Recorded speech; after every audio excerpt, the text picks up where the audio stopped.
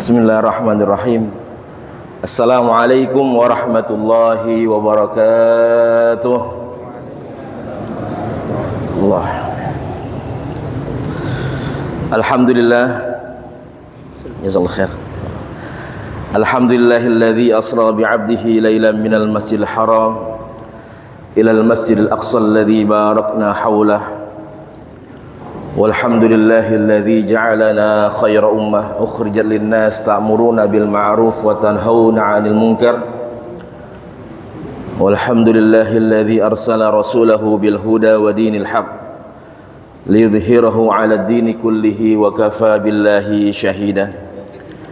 Asyhadu an la ilaha illallah wahdahu la syarika lah wa asyhadu anna Muhammadan 'abduhu wa rasuluhu la nabiyya wa la rasula ba'dah. Allahumma salli wa sallim wa karrim wa azzim wa barik ala habibina wa syafi'ina wa qurratu a'yunina sayyidina wa maulana Muhammadin sallallahu alaihi wasallam wa man tabi'ahum bi ihsanin ila yaumiddin. Subhanaka la ilma lana illa ma 'allamtana innaka antal alimul hakim. فقال عز من قائل في محكم التنزيل وهو أصدق القائل بسم الله الرحمن الرحيم يرفع الله الذين آمنوا منكم والذين أوتوا العلم درجات. اللهم انفعنا بما علمتنا وعلمنا ما ينفعنا وارزقنا علوما تنفعنا في الدنيا والآخرة. اللهم فقهنا في الدين وعلمنا التأويل. اللهم ارزقنا فهم النبيين وحفظ المرسلين wa ilhamal malaikatil muqarrabin birahmatika ya arhamar rahimin. Amin amin ya rabbal alamin. Alhamdulillah summa alhamdulillah hadratal mukarram wal muhtaramin yang sama-sama kami hormati segenap pengurus DKM Masjid Jami At-Thayyibah yang senantiasa diberkahi, dimuliakan oleh Allah Jalla wa Ala, dan juga para asatidz, para orang tua, para sepuh dan para jamaah semua mudah-mudahan senantiasa diberikan sehatul afiat, panjang umur, senantiasa dalam taat ibadah, istiqamah di jalan Allah Subhanahu wa taala. Alhamdulillah senantiasa kita bersyukur kepada Allah Subhanahu wa taala dan juga bersolawat kepada nabi kita, Nabi besar Muhammad sallallahu alaihi wasallam. Mudah-mudahan setiap langkah, setiap apapun yang kita kerjakan, yang kita harapkan tidak lain dan tidak bukan hanyalah ridhonya Allah Subhanahu wa taala, sehingga segala apa yang telah kita kerjakan dan apa yang akan kita kerjakan senantiasa diterima oleh Allah Subhanahu wa taala, menjadi timbangan amal kebaikan di yaumil akhir nanti di hadapan Allah Subhanahu wa taala. Amin ya rabbal alamin. Alhamdulillah para jamaah semua, bahwasanya malam hari ini ya masuk ke dalam 27 Rajab, ya peristiwa besar, peristiwa agung yang terjadi di bulan yang mulia, yang bagaimana Allah memperjalankan makhluk yang mulia, yaitu Nabi kita, Nabiuna Muhammad sallallahu alaihi wasallam. Walaupun dalam beberapa sirah nabawiyah dijelaskan beberapa ikhtilaful ulama, beberapa perbedaan para ulama terjadinya peristiwa Isra Mi'raj Nabi Muhammad sallallahu alaihi wasallam dengan asbab, dengan penyebab-penyebab yang melatar belakangi bagaimana peristiwa Isra Mi'raj Nabi Muhammad sallallahu alaihi wasallam. Yang masyhur, yang sering kita kenal, bagaimana Nabi Muhammad sallallahu alaihi wasallam ketika terjadi peristiwa besar tersebut, ya sebelumnya ya ditinggal oleh orang-orang terdekat beliau, orang-orang yang beliau cintai, yaitu Abu Thalib, paman Rasulullah sallallahu alaihi wasallam, yang mendampingi, yang senantiasa membela, yang senantiasa bersama Rasulullah sallallahu alaihi wasallam.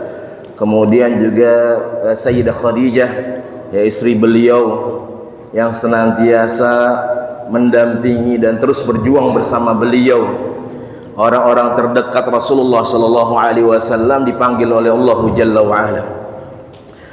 Kemudian juga ada yang mengatakan bahwasanya bagaimana sebelum terjadi Isra Mi'raj Nabi Muhammad sallallahu alaihi wasallam, ketika dakwah di kota Mekah sudah banyak yang diblokade. Ya, begitu banyak kezaliman yang terjadi dengan para sahabat Rasulullah sallallahu alaihi wasallam.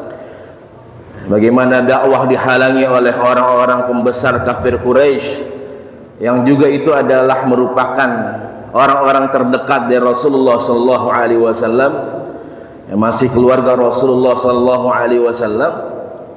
Kemudian bahwasanya ada secercah cahaya, ada secercah kesempatan, ya, cahaya di dalam kota Taif. Ya, bagaimana Rasulullah sallallahu alaihi wasallam ketika itu beliau berjalan, beliau menuju kota Taif untuk berdakwah. Jarak antara Mekah ke kota Taif itu sekitar 100 km para jamaah semua. Ya, 100 km. Beliau berjalan, beliau tidak naik unta, tidak naik kendaraan, tapi beliau berjalan, ya, ke kota Taif.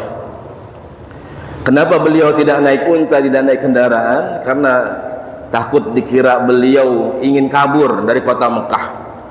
Jadi beliau punya strategi, ya, bagaimana beliau berjalan ke kota Taif, sama seperti ketika misalkan Rasulullah hijrah, ya, ke kota Madinah.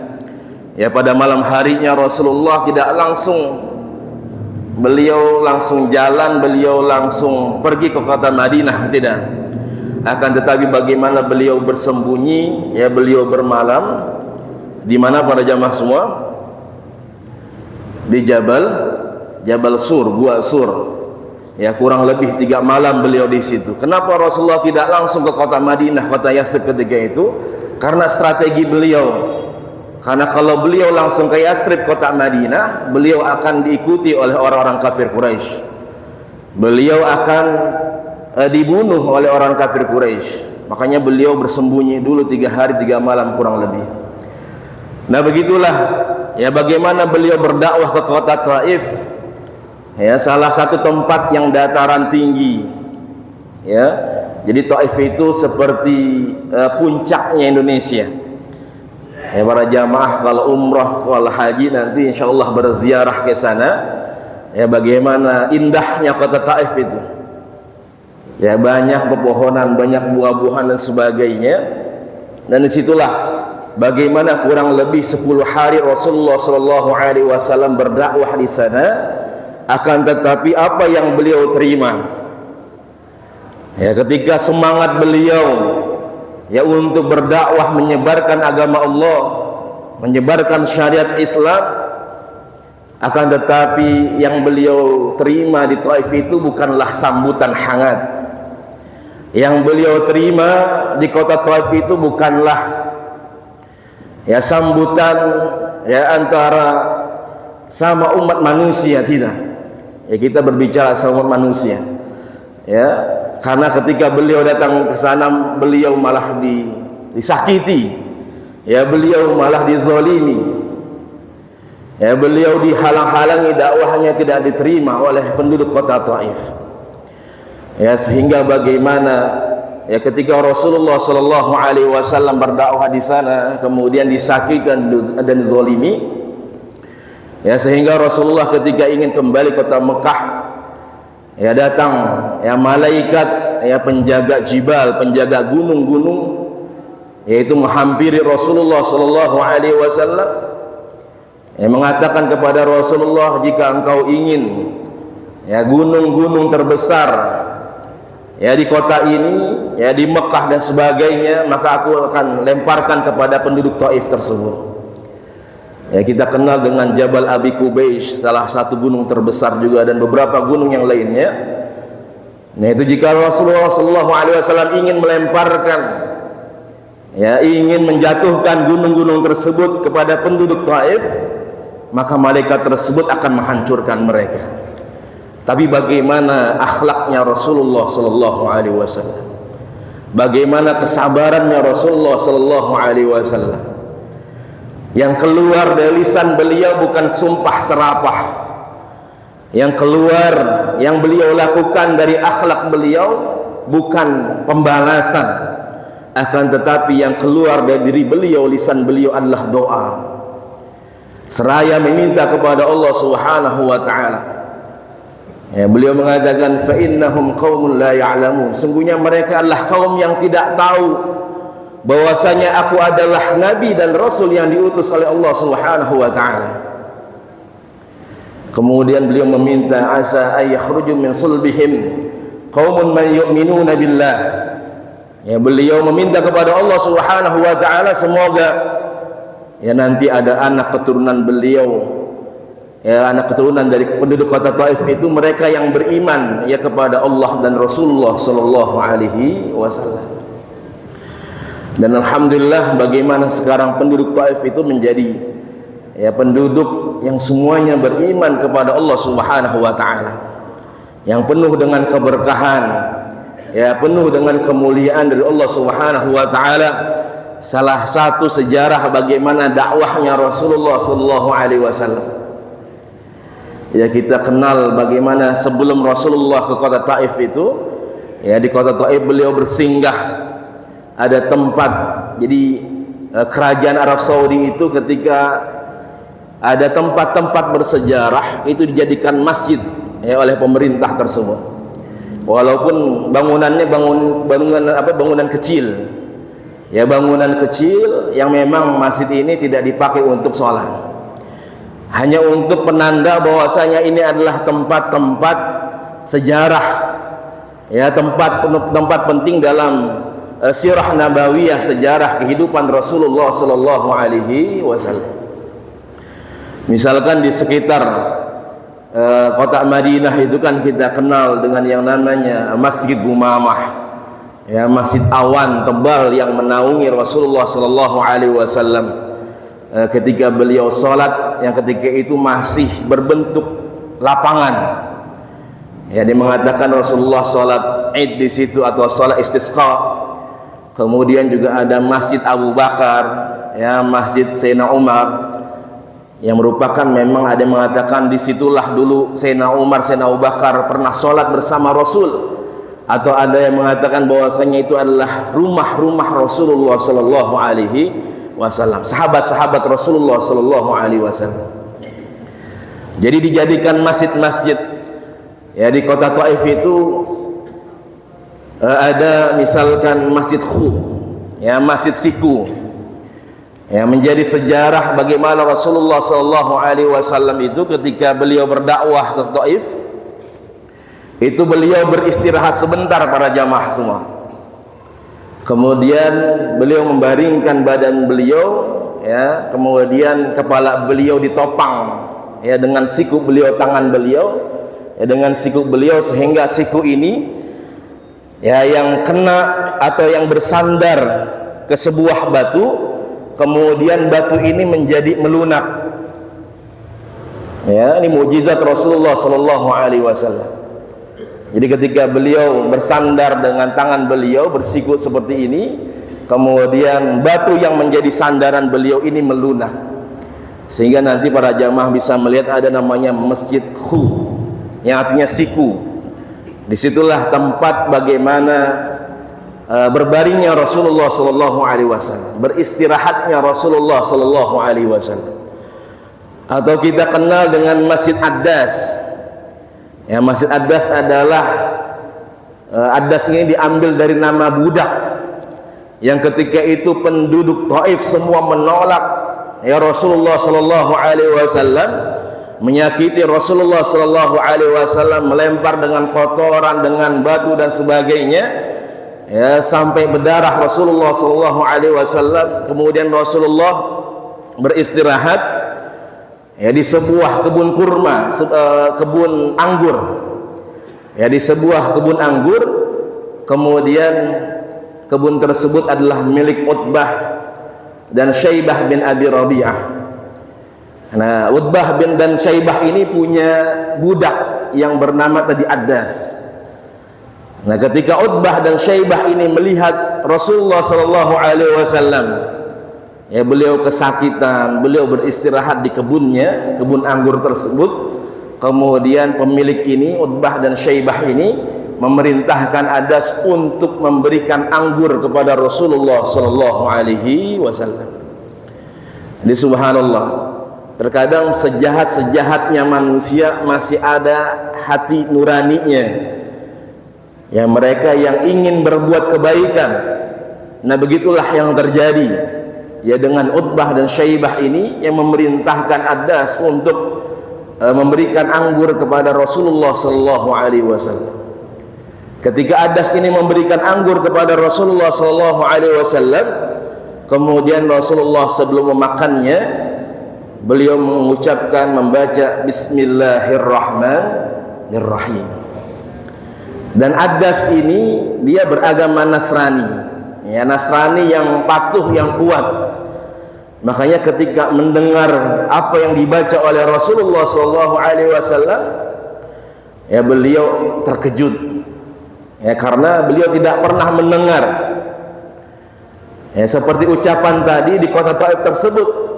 Tapi bagaimana beliau ini seorang Nasrani yang taat, ahlul kitab yang taat, yang Addas ini memang pernah mendengar ya dari ajaran-ajaran agama Nasrani. Ya, kemudian Rasulullah sallallahu alaihi wasallam mengatakan bahwasanya ada yang namanya Yunus bin Matta yang merupakan salah satu nabi yang diutus dalam agama Nasrani. Dan Addas mengetahui itu, sehingga bagaimana Addas ini langsung mencium ya muka, pipi, kaki, tangan Rasulullah sallallahu alaihi wasallam dan beriman kepada Rasulullah sallallahu alaihi wasallam. Begitulah hidayah, ya tidak memandang ya apakah dia orang besar, orang mulia atau orang yang biasa-biasa saja, tapi terkadang orang-orang yang biasa-biasa saja ya kalimat-kalimatnya, perkataannya itu luar biasa. Ya sehingga sering kita dinasihati oleh para ulama kita, unzur maqala wa la tanzur man qala. Lihatlah atau dengarkanlah apa yang dikatakan. Jangan lihat siapa yang berbicara, tapi lihatlah apa yang sedang dibicarakan, apa yang dinasehati, apa yang ia katakan. Selama itu adalah kebaikan, maka disitulah ya kebaikan untuk kita, untuk memperbaiki diri kita di hadapan Allah Subhanahu wa taala. Kemudian Rasulullah sallallahu alaihi wasallam kembali ke kota Taif, ya kemudian ke kota Mekah pada jamaah semua, ya sehingga bagaimana terjadilah peristiwa Isra Mi'raj Nabi Muhammad sallallahu alaihi wasallam. Ketika sebelum peristiwa Isra Mi'raj Nabi Muhammad sallallahu alaihi wasallam, ya bagaimana Rasulullah dibelah dada beliau, ya ditaruh atau dibersihkan di bejana dari emas ya oleh malaikat Jibril alaihi salatu wassalam. Ya, artinya bahwasanya bukan Rasulullah hati beliau, dada beliau itu kotor, tidak, tapi bagaimana ini menegaskan kebersihan, kesucian hati Rasulullah sallallahu alaihi wasallam, mengajarkan kita untuk senantiasa membersihkan hati kita, membersihkan jiwa kita. Makanya ini bulan yang mulia, ya bulan haram, ya bulan Rajab, kemudian nanti ada bulan nisfu Sya'ban, ya kemudian nanti ada bulan Ramadan. Di malam nisfu Sya'ban kita kenal ada hadis ya yang mulia yang menegaskan tentang keutamaan malam nisfu Sya'ban. Ya dari hadis Rasulullah sallallahu alaihi wasallam bahwasanya pada malam hari itu Allah melihat hamba-hambanya, siapa mereka yang beribadah mohon ampun kepada Allah Subhanahu wa taala, maka Allah akan senantiasa mengampuni mereka. Illal musyrik aw musahin, kecuali malam hari itu ada orang-orang yang tidak diampuni oleh Allah Jalla wa ala. Siapa mereka? Yang pertama dalam hadis itu disebutkan al-musyrik, orang yang menduakan Allah, yang syirik kepada Allah Subhanahu wa ta'ala. Yang kedua al-musahin. Musahin ini adalah orang yang masih punya dendam dengan saudaranya, orang yang masih dengki, ya, yang tidak suka, yang tidak memaafkan saudaranya, masih ada penyakit dalam hatinya, dalam dirinya. Ya makanya sebenarnya kita mohon maaf, ya bermaaf-maafan itu bukan ketika selesai Ramadan, Idul Fitri, bahkan sebelum Ramadan atau bahkan sebelum masuk dari bulan Sya'ban. Ya supaya tadi kita termasuk hamba-hamba yang mendapatkan ampunan dari Allah Subhanahu wa taala. Nah, begitulah bagaimana kita diajarkan untuk membersihkan hati, membersihkan diri kita. Ya, banyak peristiwa ya bagaimana Rasulullah dibelah dada beliau, dibersihkan ya ketika ingin menerima wahyu juga. Kemudian ketika peristiwa Isra Mi'raj Nabi Muhammad sallallahu alaihi wasallam, sehingga peristiwa besar ini ya diabadikan oleh Allah Jalla wa Ala di dalam surah Al-Isra ayat 1, kemudian juga surah An-Najm ayat 12 sampai 18 tentang mi'rajnya Rasulullah sallallahu alaihi wasallam. Jadi Isra adalah perjalanan dari Masjidil Haram ke Masjidil Aqsa. Itu sekitar 1500 km para jamaah semua. Kemudian dari Masjidil Aqsa ke Sidratul Muntaha. Nah, itu dijelaskan dalam surah An-Najm ayat 12 sampai 18. Nah, ini subhanallah ya, ketika Allah abadikan peristiwa ini, ayat yang sama-sama sudah kita sering dengar, bahkan sudah sering kita hafal. Ya, Allah mengatakan dalam firman-Nya, ya, Bismillahirrahmanirrahim, subhanalladzi asra bi'abdihi lailam minal masjidil haram ilal masjidil aqsa alladzi barakna haulahu linuriyahu min ayatina innahu huwas samiul basir. Ya, bahwasanya Allah Subhanahu wa taala Maha suci Allah yang telah memperjalankan hambanya, ya, yang telah memperjalankan hambanya dari Masjidil Haram ke Masjidil Aqsa alladzi barakna haulah, pada malam hari yang penuh dengan keberkahan dan tempat-tempat yang penuh dengan keberkahan dari Allah Subhanahu wa taala. Untuk apa? Linuriyahu min ayatina, untuk menampakkan tanda-tanda kebesaran Allah Jalla wa Ala. Ya, innahu huwas samiul basir, bahwasanya Allah Subhanahu wa taala maha mendengar dan maha melihat.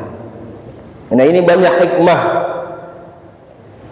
karena saking mulianya, saking agungnya perjalanan ini, sampai bagaimana Allah Subhanahu wa taala ini memulai firman-Nya dengan kalimat tasbih. Tidak ada nabi manapun, rasul manapun, ketika Allah jelaskan kisahnya, kisah tersebut diawali dengan kalimat tasbih, kecuali adalah peristiwa Isra Mi'raj Nabi Muhammad sallallahu alaihi wasallam. Ya, ketika Allah mengatakan subhana, maha suci Allah. Kenapa? Karena dari zaman Rasulullah sallallahu alaihi wasallam sampai zaman kita saat ini masih banyak orang yang tidak percaya dengan peristiwa besar tersebut, yang tidak yakin dengan kejadian tersebut. Ya, padahal sudah dijelaskan bahwasanya namanya Isra Mi'raj, melihatnya jangan dengan akal, karena kalau dengan akal nggak sampai, nggak bisa. Lalu dengan apa? Dengan hati, dengan keimanan kita kepada Allah dan Rasulullah sallallahu alaihi wasallam. Ya, karena inilah kebesaran Allah, mukjizat Nabi Muhammad sallallahu alaihi wasallam. Maka Allah katakan subhana, maha suci Allah. Ya, setidaknya Allah telah menegaskan, ya, dengan kesucian Allah, dengan kebesaran Allah, dengan kemuliaan Allah, Allah tegaskan peristiwa ini benar terjadi. Ya, subhanalladzi asra bi'abdihi, yang telah memperjalankan, karena kalimatnya adalah asra. Ya, asra bi'abdihi lailan minal masjidil haram. Di situ Allah Jalla wa Ala memakai kalimat abdun. Ya, asra memperjalankan, bi'abdihi hambanya. Nah, ini juga menegaskan ya bagaimana Allah memperjalankan Nabi Muhammad SAW ini jasadan wa ruhan. Karena banyak orang mengatakan, orang yang menolak Isra Mi'raj, ya bahwasanya mereka mengatakan yang berjalan, yang dijalankan adalah ruhnya saja, tidak dengan jasadnya Rasulullah SAW. Padahal Allah mengatakan bi'abdihi, kalimat abdun di situ yang artinya hamba, menegaskan jasadan wa ruhan, jasad dan ruh. Ya, makanya Syekh Safir Rahman Al-Mubarakfuri dalam kitabnya Rahiqul Maktum ini menegaskan bagaimana ketika beribadah, khususnya sholat yang Allah turunkan, yang Allah khususkan, syariatkan di peristiwa Isra Mi'raj Nabi Muhammad SAW, ketika beribadah bukan hanya saja dengan jasad, tapi dengan ruh juga, secara zahir maupun batin, lahir dan batin kita senantiasa beribadah, tunduk dan patuh kepada Allah Subhanahu wa ta'ala. Ini subhanallah para jamaah. Rasanya dalam ibadah kita tidak ada yang hanya sekedar jasad kita, ruhnya enggak ibadah. Hampir semua ibadah kita sifatnya adalah zahiran wa batinan.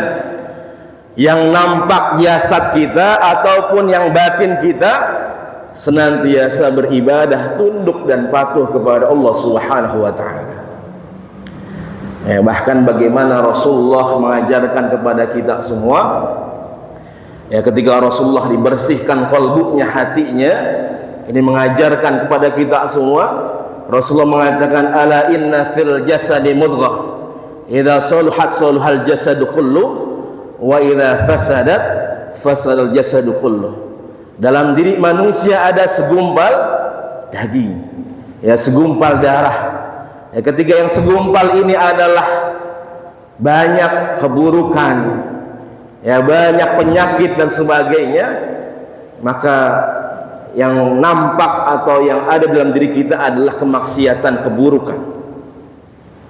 Akan tetapi ketika yang ada dalam diri kita ini adalah sesuatu yang bersih, yang segumpal ini adalah bersih, suci dan sebagainya, maka yang nampak dalam diri kita adalah ketaatan, ya, istiqamah ya Allah Subhanahu wa ta'ala. Ya, wahyal qalb, bahwasanya itu adalah hati dalam diri kita. Ya, makanya bagaimana Al-Imam Al-Ghazali dalam kitab Bidayatul Hidayahnya, beliau menegaskan, mengajarkan kepada kita ada induk penyakit hati. Ada induk penyakit hati, yaitu al-ujubu, kemudian al-kibriya warriya. Ada ujub, yang merasa berbangga diri, ya, dalam hatinya dia merasa paling baik dan sebagainya. Kemudian kibriya, sombong, ya, sombong dengan menampakkan, merasa dia paling berkuasa dan sebagainya. Kemudian warriya, arria, yang ibadahnya ingin selalu dilihat oleh orang lain. Nah, ini tiga induk penyakit hati, kata beliau Al-Imam Al-Ghazali. Kalau kita bisa menghindari diri kita dari tiga penyakit tersebut, maka insya Allah penyakit hati yang lain akan mudah kita hilangkan dari diri kita. Tapi kalau yang tiga ini tidak bisa kita hindarkan, tidak bisa kita bersihkan dari hati kita, maka bagaimana penyakit-penyakit hati yang lain? Ya, maka bagaimana abdun di sini adalah jiwa dan ruhnya Rasulullah Sallallahu Alaihi Wasallam, membantah mereka yang beranggapan bahwasanya yang diperjalankan, yang dijalankan oleh Allah hanyalah ruhnya Rasulullah Sallallahu Alaihi Wasallam. Ya, padahal di situ menegaskan ada jasad dan ruh, ya, yang dijalankan oleh Allah Subhanahu wa ta'ala. Ya, bagaimana Rasulullah Sallallahu Alaihi Wasallam, ya, ingin mendapatkan syariat yang begitu mulia, diberikan kepada beliau syariat yang mulia itu salat. Ya, kemudian minal Masjidil Haram ilal Masjidil Aqsa. Nah, ini kita lihat ya, banyak pertanyaan, kenapa tidak langsung dari Masjidil Haram Allah angkat Nabi kita Nabi Muhammad sallallahu alaihi wasallam? Kenapa harus ke Masjidil Aqsa dulu? Kenapa tidak dari Masjidil Haram Allah angkat Rasulullah sallallahu alaihi wasallam ke Sidratul Muntaha? Nah, ini para ulama mengatakan ini ingin menegaskan tadi bahwasanya kemuliaan Masjidil Aqsa, ya, alladzi barakna haulah, karena Allah berikan keberkahan ya di Masjidil Aqsa, bahkan di tanah Palestina, di negeri Syam tersebut. Ya, bagaimana kemuliaan tersebut? Rasulullah sallallahu alaihi wasallam mengatakan fa innal malaikah basitu ajnihati ala ardi Syam, bahwasanya malaikat-malaikat Allah Jalla wa Ala membentangkan sayap-sayapnya itu di atas tanah Syam yang di dalamnya ada tanah Palestina. Dan Allah bagaimana menegaskan kemuliaan tanah Palestina itu ketika Allah bersumpah dalam Al-Quran surah At-Tin, ketika Allah mengatakan watini waz-zaitun wa turi sinin wa hadzal baladil amin. Allah bersumpah dengan buah tin dan buah zaitun. Nah, ini Al-Imam Ibn Katsir rahimahullah ta'ala menegaskan bahwasanya at-tin wa zaitun itu yang dimaksud dengan tin wa zaitun adalah ardu Palestina, adalah tanah Palestina yang diberi keberkahan oleh Allah Subhanahu wa ta'ala. Kemudian dari Masjidil Aqsa itu adalah menuju pintu langitnya Allah Subhanahu wa ta'ala. Ya, sehingga bagaimana Allah katakan dari Masjidil Haram ke Masjidil Aqsa, karena Al-Aqsa tadi Allah berikan keberkahan, kemuliaan, ya, tanah para nabi dan rasul yang diutus oleh Allah Subhanahu wa ta'ala. Ya, bagaimana Rasulullah sallallahu alaihi wasallam ya dari Masjidil Aqsa menuju Sidratul Muntaha yang mendapatkan syariat ibadah sholat. Nah, ini yang tak kalah penting ya, bagaimana syariat ibadah sholat ini yang Allah perintahkan kepada kita semua. Ketika ibadah puasa, syariat puasa hanya melalui firman Allah Subhanahu wa ta'ala. Ya, syariat ibadah haji hanya dengan firman Allah Subhanahu wa ta'ala. Zakat dan sebagainya itu hanya dengan firman Allah. Tapi bagaimana ya ibadah salat ini, yaitu bagaimana Rasulullah sallallahu alaihi wasallam harus berhadapan langsung ya menerima syariat tersebut dari Allah Subhanahu wa taala. Kemudian bagaimana Rasulullah sallallahu alaihi wasallam ya, karena saking cintanya beliau dengan umatnya, karena salah satu kenikmatan yang paling besar dalam kehidupan umat manusia adalah ketika kita bisa bertemu dengan Allah, ketika kita bisa melihat Allah Subhanahu wa ta'ala. Ya, maka dalam akidah Ahlus Sunnah wal Jamaah nanti ya mereka ahlul jannah, mereka para penghuni surganya Allah Subhanahu wa ta'ala itu bisa melihat Allah Subhanahu wa ta'ala. Wujuhu yawma idzin nadhirah ila rabbiha nazirah. Ya, nanti kita semua akan melihat dengan mata kepala kita, melihat langsung Allah Subhanahu wa ta'ala. Nah, begitulah Rasulullah ketika beliau bertemu dengan Allah, karena saking cintanya beliau dengan kita, beliau menyampaikan, mengajarkan kepada kita semua syariat sholat tersebut. Ya, beliau mengatakan sallu kama ra'aitumuni usalli, salatlah kalian ya sebagai kemana Rasulullah sallallahu alaihi wasallam salat. Ya, artinya beliau juga menginginkan kita semua bisa bertemu dengan Allah Subhanahu wa ta'ala, bisa mendapatkan ridha dari Allah Subhanahu wa ta'ala. Ya, awwalu ma yuhasabu bil 'abdu yaumal qiyamah as-shalah, bahwasanya amalan yang pertama akan dihisab di hadapan Allah Subhanahu wa ta'ala adalah salat kita. Ya, maka terakhir Allah katakan wa huwas samiul basir, Allah Maha mendengar, Allah Maha melihat. Ya, kenapa Allah tidak mengatakan huwas samiul alim? Allah Maha mendengar, Allah Maha mengetahui. Kenapa Pak?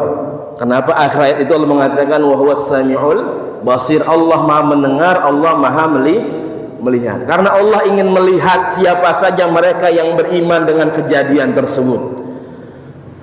Allah ingin melihat siapa saja mereka ya yang menjalankan syariat yang Allah turunkan kepada Nabi kita Nabi Muhammad sallallahu alaihi wasallam. Jadi Allah ingin melihat siapa saja mereka yang beriman kepada Allah dan Rasulullah sallallahu alaihi wasallam dengan kejadian Isra Mi'raj Nabi Muhammad sallallahu alaihi wasallam. Jadi walaupun kejadian tersebut sudah lama terjadi, akan tetapi nilai-nilainya ya kita bisa implementasikan dalam kehidupan kita sehari-hari. Ya, bagaimana kecintaan Rasulullah sallallahu alaihi wasallam kepada kita semua. Ya, bagaimana ketika disyariatkan 50 waktu. Kira-kira kita kalau 50 waktu bisa apa enggak Pak salat ini? Ya, terkadang yang 5 waktu saja masih ditinggalkan, masih dilalaikan. Bagaimana yang 50 waktu?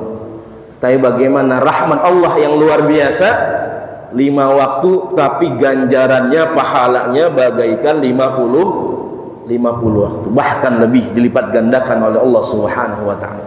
Mudah-mudahan senantiasa kita bisa mengambil pelajaran hikmah dari peristiwa besar ya perjalanan Rasulullah sallallahu alaihi wasallam, kesabaran beliau dalam berdakwah, kemudian kecintaan beliau ya kepada kita semua sebagai umat Rasulullah sallallahu alaihi wasallam.